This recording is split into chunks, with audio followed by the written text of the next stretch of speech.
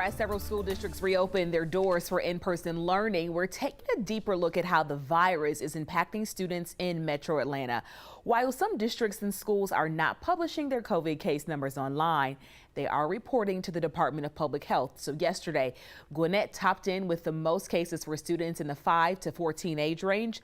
Since early September, there have been more than 1,400 cases among that group. But the good news here, those numbers have been going down over the past 2 weeks.